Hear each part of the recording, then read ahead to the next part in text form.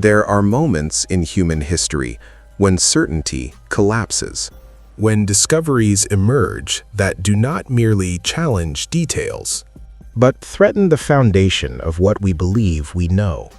not myths, not legends, but physical evidence. Stone structures too massive to explain. Manuscripts no one can read. Maps that seem to remember a world before history itself. And beneath all of it, a disturbing realization That human history may not be incomplete by accident. that some things were buried deliberately. Across the world, archaeologists uncover fragments of a past that refuses to align. Civilizations that appeared fully formed. Technologies without a visible origin. Knowledge that surfaces briefly, then disappears. Tonight, this journey will not offer comfort. It will offer questions. Because when history becomes silent, It is often because someone intended it to be that way. beneath the quiet hills of Shaanxi province in central China, there is a place no one has entered for more than 2,000 years. A sealed monument to absolute power. The tomb of Qin Shi Huang. He was not merely an emperor. He was the first man to unite all of China under a single rule. Before him, China was divided into warring states. After him, it became an empire. Qin Shi Huang ruled with fear, precision, and ambition unmatched in ancient history. He standardized currency, unified writing, built roads, connected fortifications that would later become the Great Wall. And as he ruled the living, he prepared obsessively for death. Construction of his mausoleum began when he was just 13 years old. Ancient records state that over 700,000 laborers were mobilized over nearly 4 decades. This was not a tomb. It was an underground empire. From the surface, all that is visible today is a massive earthen mound. For centuries, it appeared unremarkable. Until 1974. Local farmers digging a well uncovered something no one expected. An army, buried in formation, life-sized. Thousands of soldiers, officers, horses, and chariots. The Terracotta Army. Each figure is unique. Every face sculpted individually. Every piece of armor detailed with precision. No two are identical. This was not symbolic art. This was a real army, frozen in time. Yet, as astonishing as this discovery was, it only revealed something more unsettling. The Terracotta Army was never meant to be the focus. It was the outer defense. At the center of the complex lies the emperor himself. And that chamber has never been opened. Ancient historian Sima Qian described what lay within. An underground palace. Ceilings decorated with pearls to recreate the stars. Rivers and seas made of liquid mercury, flowing eternally to mirror the geography of China. Crossbows rigged to fire automatically. Mechanical traps designed to kill intruders. For centuries, these descriptions were dismissed as exaggeration, until science intervened. Modern geophysical surveys confirm a massive structure beneath the mound. Soil samples reveal mercury levels far exceeding anything found naturally, exactly where the ancient texts said they would be. And still, the tomb remains sealed. Why? Part of the answer is technological. When the terracotta warriors were exposed to air, their original colors vanished within minutes. Organic materials inside the tomb would likely disintegrate instantly. Then there is the mercury. A breach could release toxic vapors, contaminate groundwater, and cause irreversible environmental damage. But the deeper reason is cultural. In China, imperial tombs are sacred. To disturb them is not archaeology. It is desecration. Qin Shi Huang is not remembered as a man. He is remembered as the embodiment of unity and authority. And yet, despite all this caution, there is another reason the tomb remains unopened. Fear. Fear that what lies inside may force us to reconsider ancient capabilities. Fear that history, once exposed, cannot be resealed. For more than 2,000 years, the emperor has remained untouched, a ruler who conquered death by refusing to be discovered. But he was not the only one. Across the vast steppes of Mongolia, another ruler disappeared far more completely. Genghis Khan, founder of the largest contiguous land empire in human history. A man whose armies reshaped Eurasia forever. He died in 1227, and his grave has never been found. Unlike China or Egypt, there are no monuments, no tombs, no inscriptions. This absence is not accidental. According to the secret history of the Mongols, Genghis Khan demanded absolute secrecy in death. The chronicle records the year of his passing, but nothing of his burial. Marco Polo, who lived under Mongol rule decades later, wrote that even the Mongols themselves did not know where the great Khan was buried. Oral traditions describe extreme measures: witnesses killed, funeral attendees executed, horses driven across the burial site to erase all traces. Some accounts describe rivers diverted, forests planted. Whether these details are literal or symbolic, their effectiveness is undeniable. No confirmed burial site has ever been discovered. Modern archaeology has tried satellite imagery, drone surveys, ground-penetrating radar, crowdsourced analysis involving tens of thousands of volunteers. Nothing. Most researchers believe the tomb lies near Burkhan Khaldun, a sacred mountain associated with Genghis Khan's birth and spiritual life. But the region is protected. Local communities consider it holy. Excavation is forbidden. And unlike Egypt, Mongolia has never pursued aggressive royal archaeology. There are no signs of looting, no disturbed earth, no secondary burials. If the tomb exists, it remains untouched. Why does this matter? Because the Mongol Empire controlled immense wealth. Tribute flowed from China, Persia, Central Asia, and Eastern Europe. If buried with him, the tomb could contain artifacts and records that would transform our understanding of medieval history. And yet, nothing has surfaced. The greatest conqueror in history erased himself completely. Two emperors, two approaches. One sealed beneath the earth. One vanished into it. Both succeeded, and both suggest the same unsettling truth: that absolute power does not merely shape history. It controls what survives and what is allowed to be forgotten. If rulers could hide themselves so completely, what else might have been buried with them? Stone may endure, books may burn, but silence, when carefully constructed, can last forever.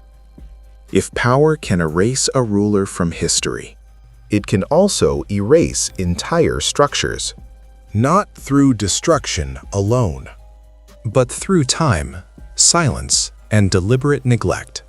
In the deserts of Egypt, beneath the sands of the Fayum region, lies a mystery that ancient historians believed surpassed even the pyramids. They called it the labyrinth. In the 5th century BCE, the Greek historian Herodotus traveled through Egypt. He claimed to have seen a structure so vast, so complex, that it defied comprehension. He described 12 massive courtyards, arranged symmetrically. Thousands of interconnected rooms, corridors that twisted endlessly through stone. Half of the structure lay above ground. The other half descended beneath the earth. Herodotus wrote that the walls were covered in hieroglyphs, the ceilings carved from single slabs of stone, and the craftsmanship so precise that it eclipsed all known Greek architecture. If all the works of the Greeks were put together, he wrote, they would not equal this labyrinth. For centuries, these words were dismissed as exaggeration. Ancient historians often embellished, and no visible trace of such a structure remained. Yet Herodotus was not alone. Strabo, Diodorus Siculus, and Pliny the Elder all referenced a vast complex near the pyramid of Amenemhat III, a pharaoh of Egypt's 12th dynasty, who ruled nearly 4,000 years ago.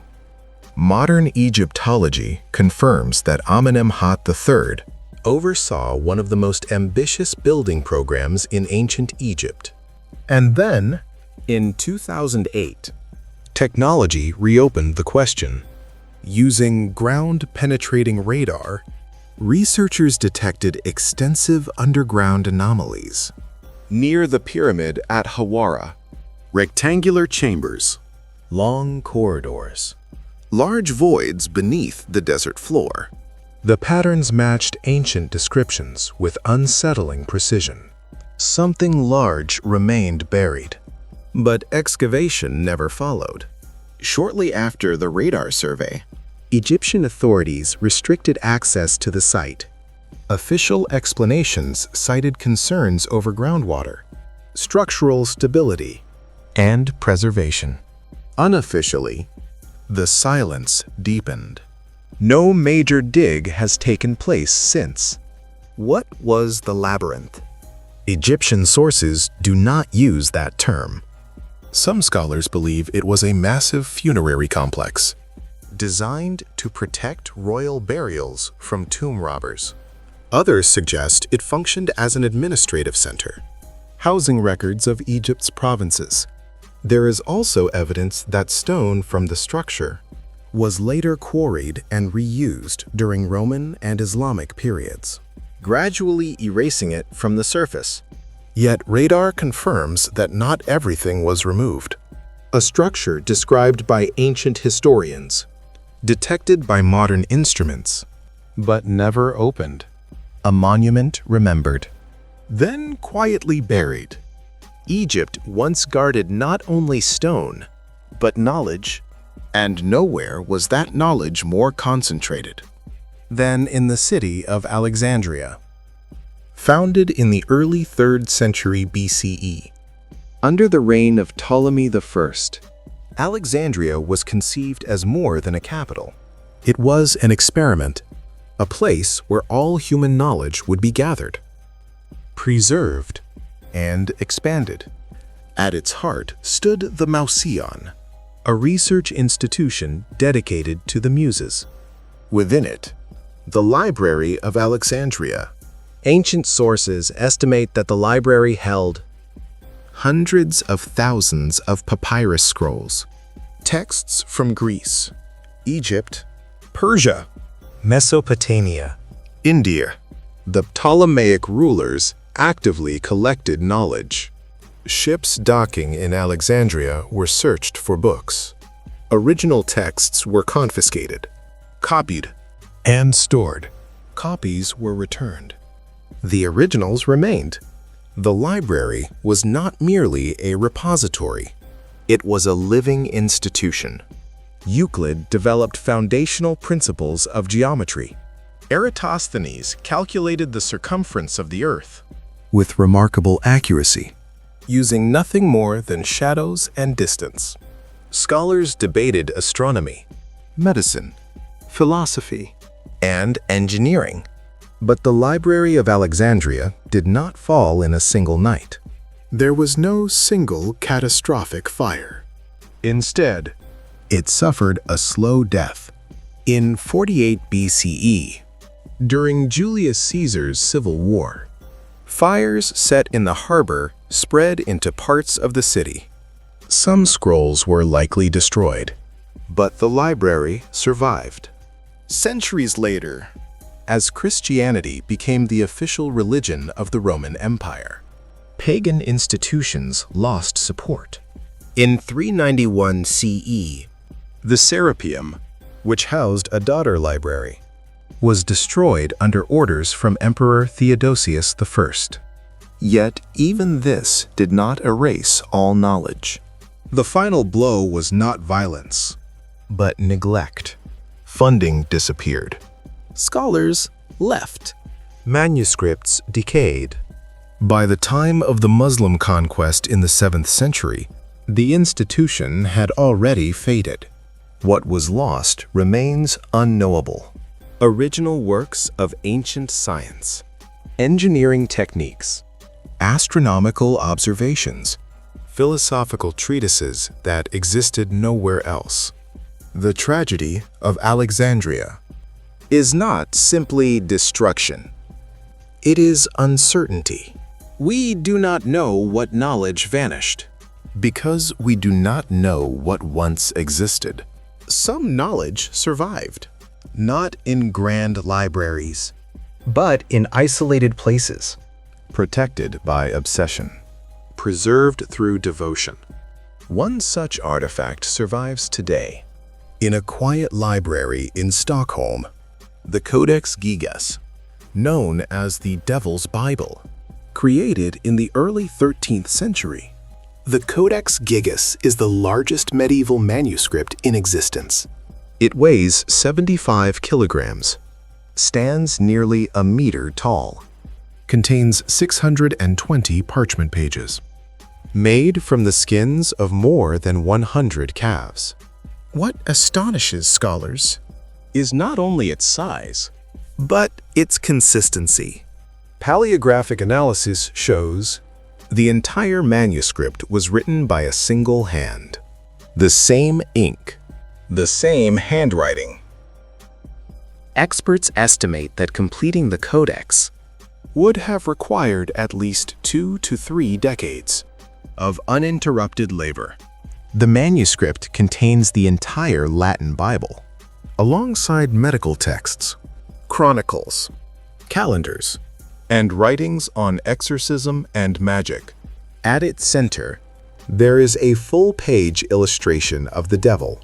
Unique among medieval manuscripts, the legend claims a monk, condemned for a terrible crime, promised to create a book containing all human knowledge in a single night.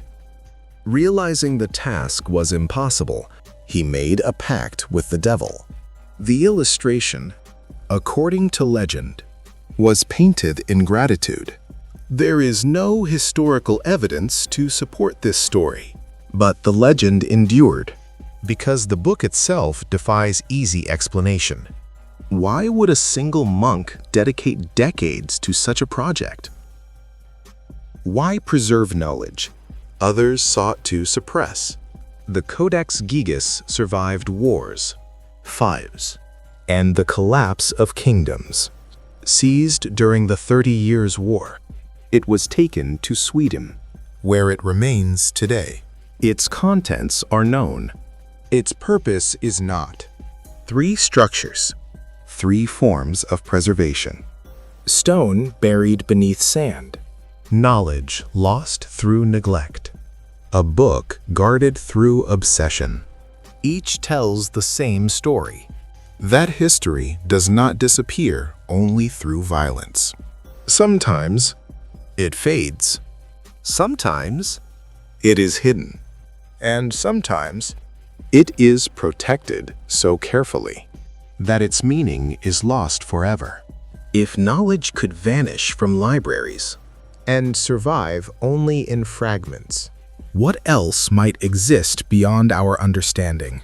Not written, not spoken, but carved into the very shape of the world itself. If entire libraries can disappear, some books vanish in a different way. They survive.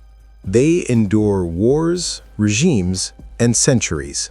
And yet, they remain unread, because no one has ever understood them. Hidden in the archives of Hungary is one such artifact, the Rohanci Codex. The manuscript surfaced in the early 19th century, when it was donated to the Hungarian Academy of Sciences. Its origin was already unclear. What scholars found inside only deepened the mystery.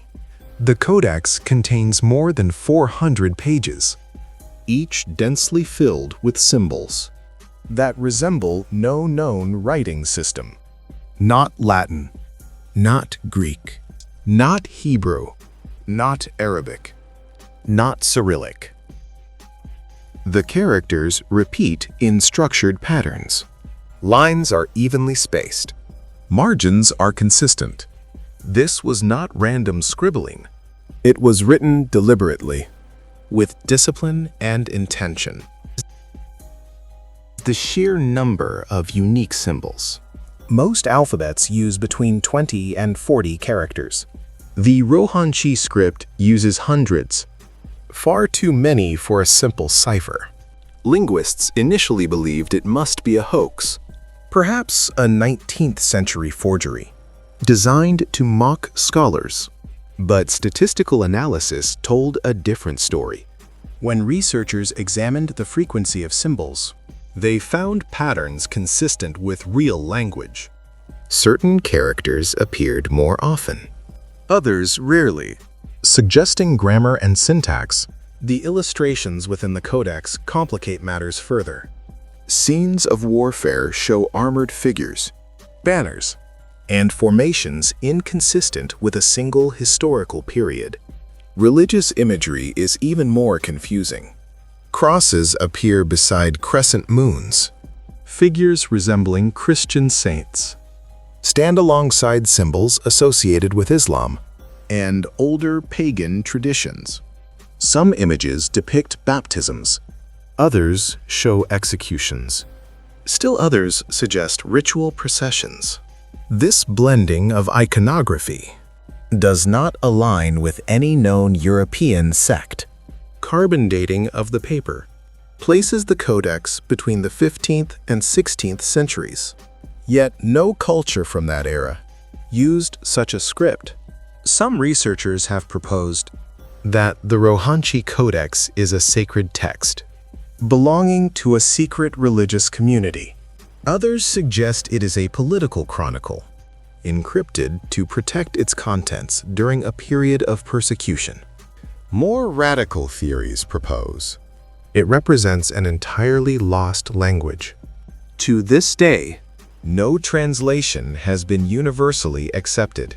Not a sentence, not a phrase, not even a single confirmed word. The Rohanci Codex remains silent, a book that survived history, only to outlast our ability to understand it. If knowledge can be preserved, yet rendered inaccessible, what does that say about the past? And what does it say about us? Some knowledge was not hidden in books, but in maps. Maps that appear to remember the world before it was fully known. In 1513, an Ottoman admiral named Piri Reis compiled a map of the known world. Only a portion of this map survives today. Discovered in 1929 in the Topkapı Palace in Istanbul. At first glance, it appears unremarkable, but closer inspection reveals something troubling. The surviving fragment shows the western coast of Africa and the eastern coast of South America. With striking accuracy, this was created at a time when longitude could not yet be measured reliably. Yet the proportions, angles, and relative distances align far better than expected. Piri Reis left extensive notes on the map itself. He stated that he used more than 20 older sources, some from the time of Alexander the Great, others from Arabic and Greek traditions. He even mentioned maps used by Christopher Columbus. But none of these source maps have ever been found. The mystery deepened when some researchers claimed the map depicted Antarctica without its ice cap. Mainstream scholars dispute this interpretation, arguing the coastline represents a distorted extension of South America. The debate continues. What is not disputed is that Piri Reis had access to geographic knowledge that should not have been available to him. Knowledge that must have existed earlier, then vanished, then resurfaced briefly in the hands of one man, and then disappeared again. Maps record geography, but monuments record power. In central China, monuments of immense scale rise quietly from the landscape. For decades, they were little more than rumor. In 1945, American pilot James Gaussman reported flying over a vast pyramid-shaped structure with gleaming white sides.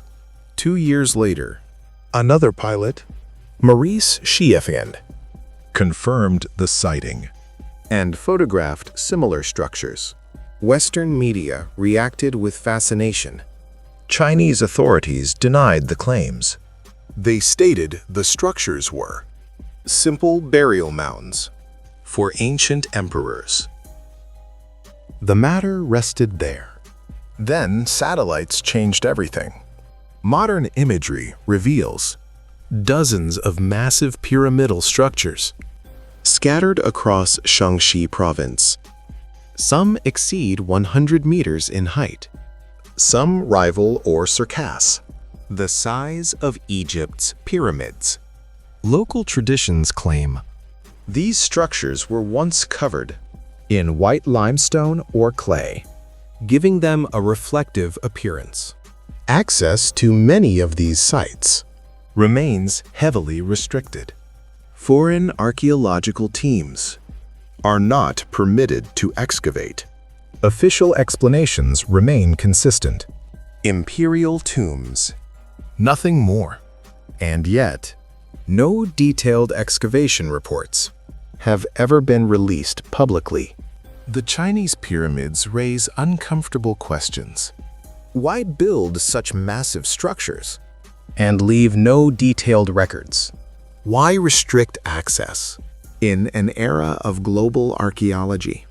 Why do satellite images reveal alignments and scales that challenge conventional explanations? Some researchers believe these pyramids are exactly what officials claim, tombs. Others suggest they may predate recorded Chinese history, a legacy of an earlier, more advanced society. No theory has been confirmed, and without excavation, none can be ruled out. Stone can hide truth as effectively as it preserves it. Books can survive yet remain unread. Maps can endure yet lose their sources. Monuments can stand while their purpose fades. Across cultures and continents, the same pattern emerges. Knowledge appears. Knowledge disappears. Fragments remain. And we are left to wonder whether history has forgotten itself, or whether it has been taught to forget on purpose. If so much has been lost in ink and stone, what lies beneath the ground that has never been allowed to speak? Because in some places, the earth itself holds answers, and in others, it guards them fiercely. When history leaves behind stone, it leaves behind questions. Because stone remembers effort. It remembers weight. It remembers intention. And in some places, the stone itself seems to challenge what we believe ancient people were capable of. One such place lies in the Bekaa Valley of modern-day Lebanon. Baalbek. To the casual visitor, Baalbek appears to be a Roman ruin. Columns, temples, foundations. But beneath the Roman architecture lies something far older and far heavier. At the heart of Baalbek's mystery are three massive stone blocks, known as the Trilithon. Each block measures nearly 20 meters in length, over 4 meters in height, and weighs between 700 and 800 tons.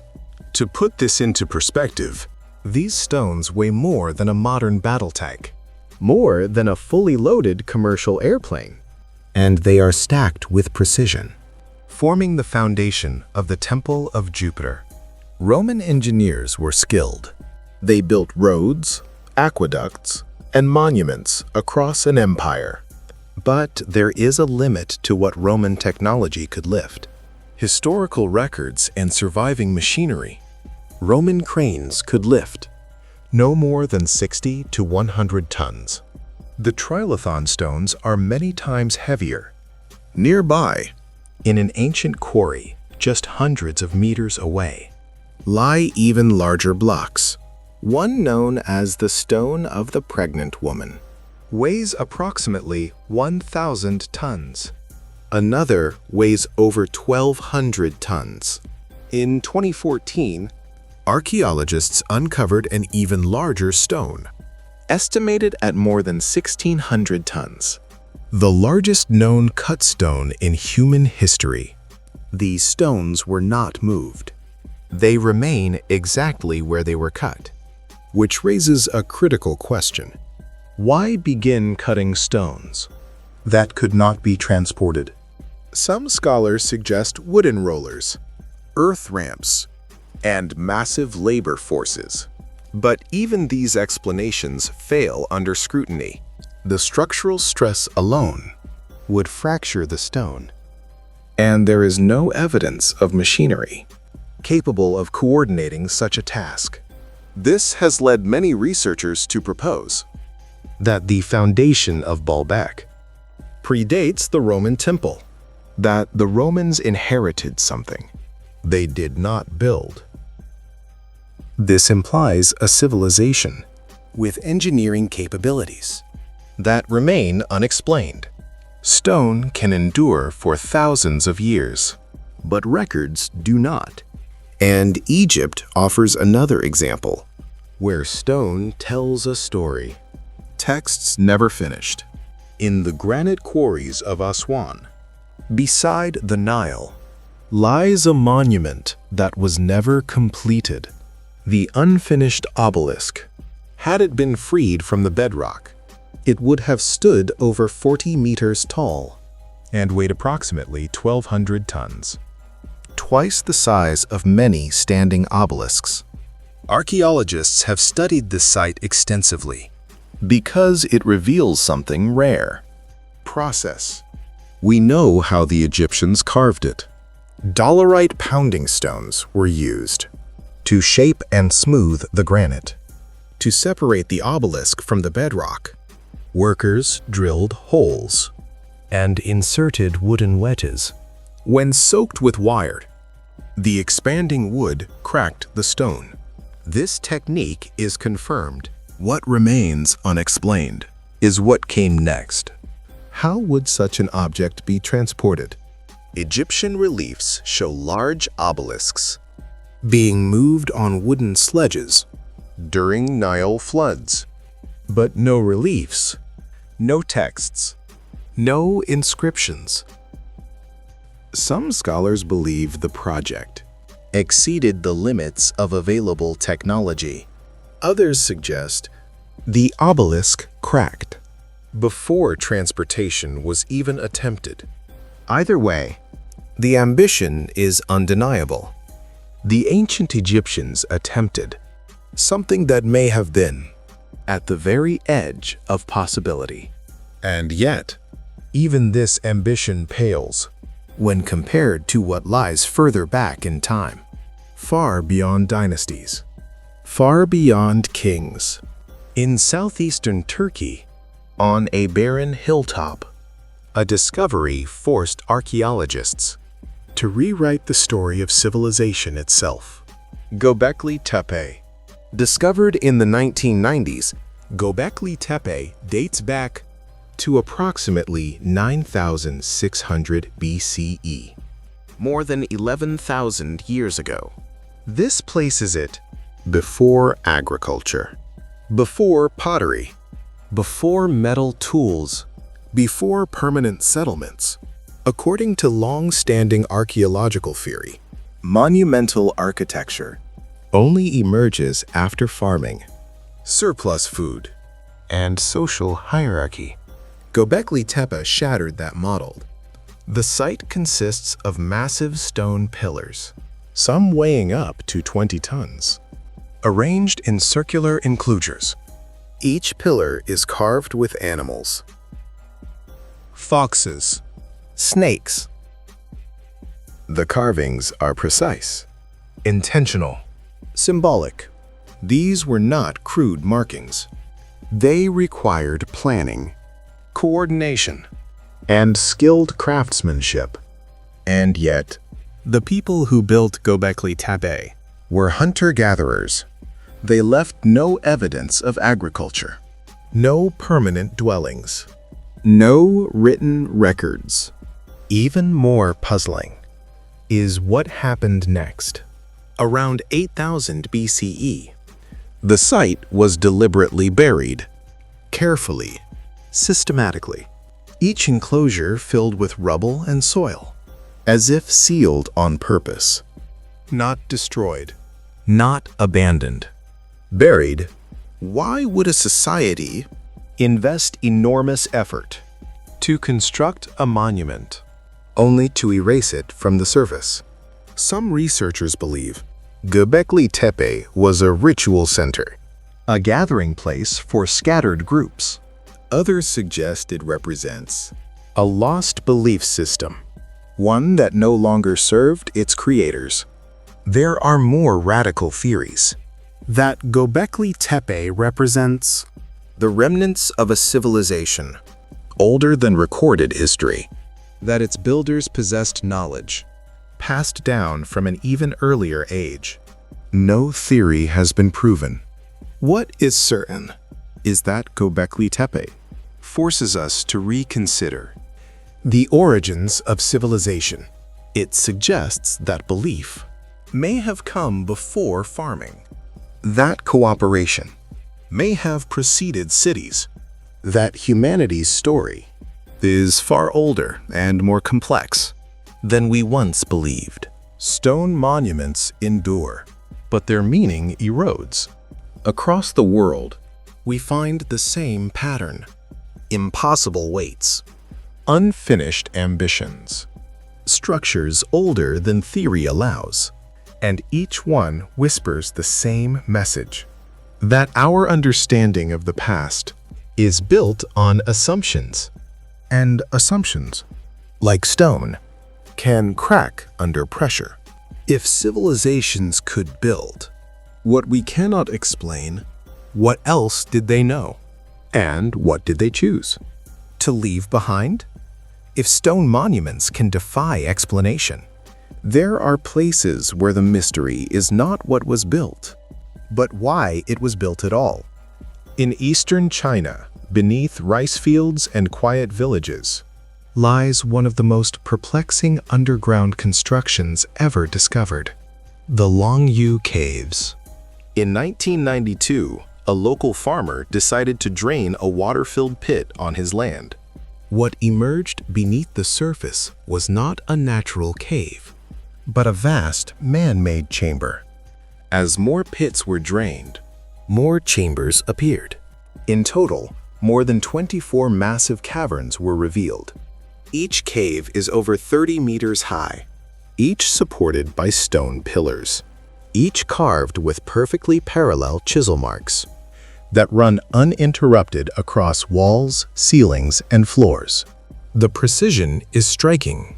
The carvings suggest a single plan, executed with consistency and discipline. No cave appears random, no section unfinished. Archaeologists estimate that hundreds of thousands of cubic meters of stone were removed to create the complex. And yet, there are no records. No ancient texts mention the Longyu caves. No tools were found inside.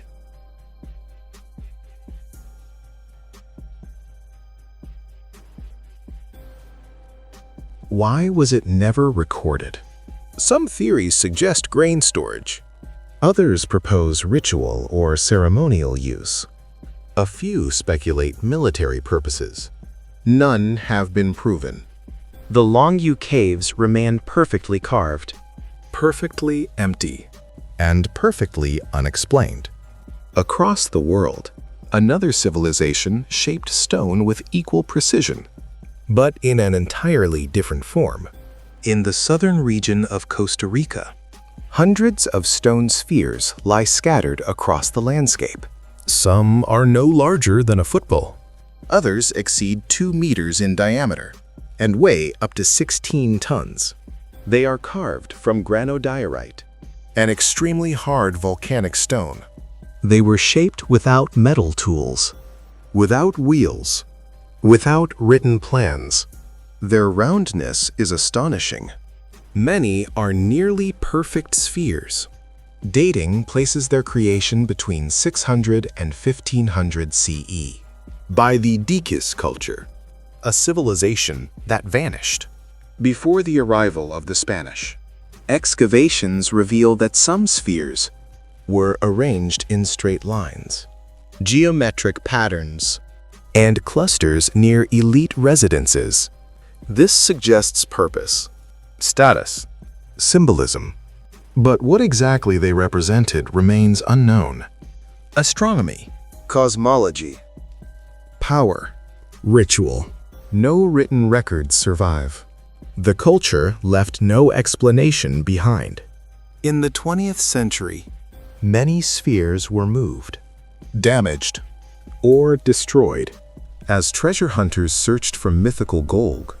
only recently have serious efforts been made to preserve them. They remain scattered and enigmatic. Sometimes, history leaves behind stone. Other times, it leaves behind bones. In 19th century France, archaeologists excavating Bronze Age burial mounds near Castelnau-le-Lez uncovered bone fragments of unusual size. A femur, A tibia. an arm bone, Measurements suggested a human, over 3.5 meters tall. The findings were published in scientific journals of the time. The bones were examined by experts at the University of Montpellier.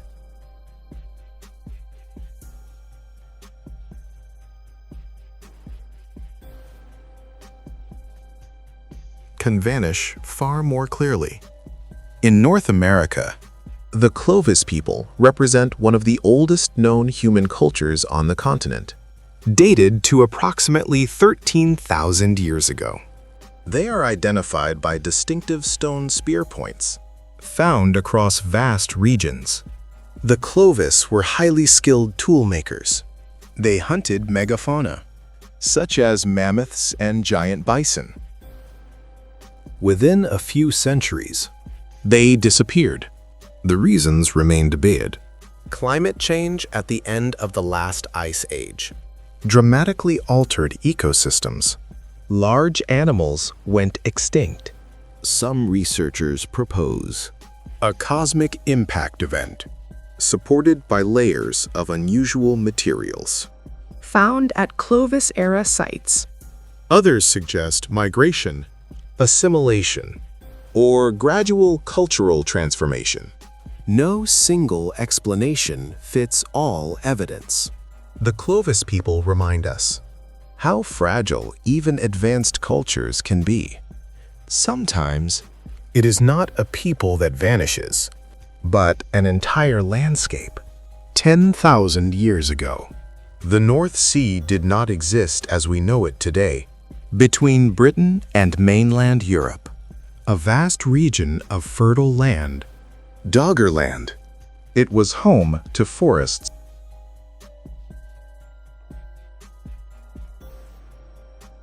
Nature itself creates mysteries that appear almost deliberate. In Death Valley, California, on a dried lake bed known as Racetrack Playa, stones move. They leave long tracks across the cracked earth. Some straight, some curved, some changing direction. For decades, no one witnessed the movement. Theories ranged from magnetic fields to extraterrestrial forces. In 2013, scientists finally observed the phenomenon. A thin layer of ice forms around the stones. As the ice melts, light winds push the stones slowly across the surface. The mystery was partially solved. And yet, not every stone moves the same way. Not every track fits the model. Nature explains much, but not everything. Across continents, across ages, across disciplines, a pattern emerges. Structures built without records. Knowledge preserved without understanding. Cultures erased by time. Landscapes swallowed by the sea. History does not disappear evenly. Some things endure. Others vanish without trace. What survives shapes our understanding of the past. What is lost shapes our imagination. And between those two lies uncertainty. Perhaps the greatest mystery is not any single monument or manuscript. It is the realization That history is not a complete account. it is a collection of survivors, written by chance, preserved by power, edited by time. The past is not silent. It whispers through stone, through absence, through unanswered questions. And as long as there are gaps in our understanding, those whispers will continue. This is Shadowed Truths, and the shadows